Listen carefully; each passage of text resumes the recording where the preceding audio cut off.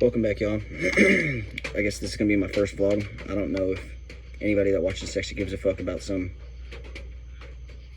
the life that I live out here, y'all. My name is Duckett. I am the creator of Duckett Productions. I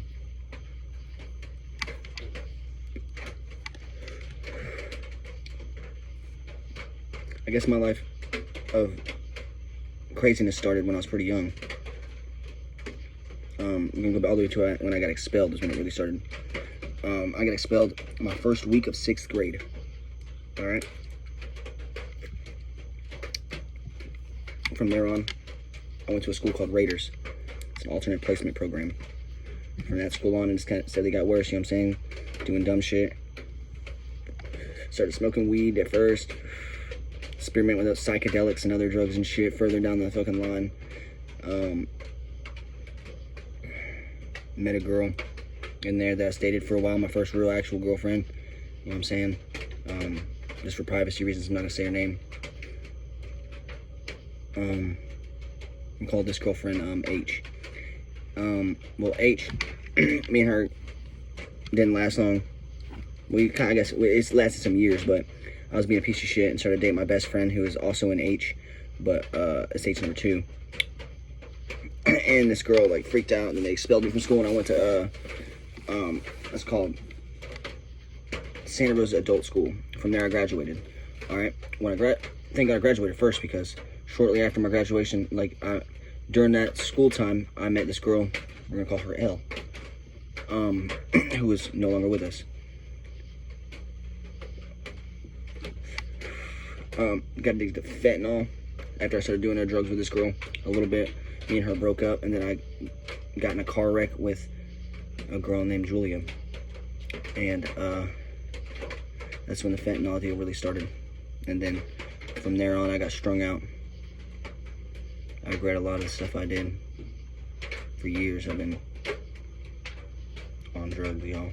Doing meth. I've been doing my first time doing meth. I think I was like maybe 12.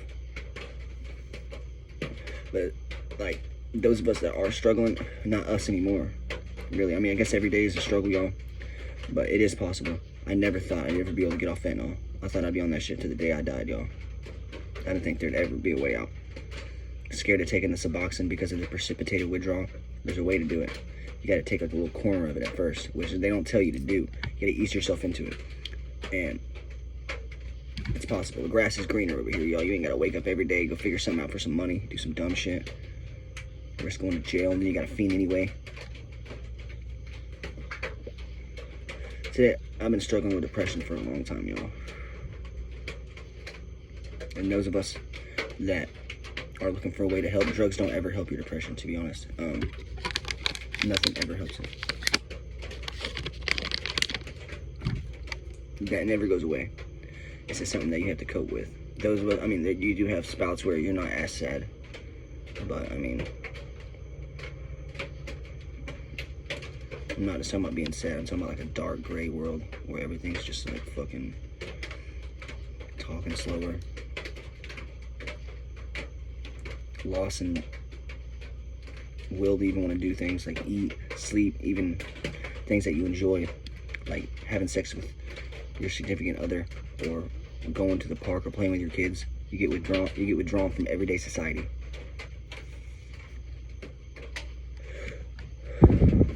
And I don't know what to do about it, y'all. I don't live in a world where it's possible to go talk to somebody.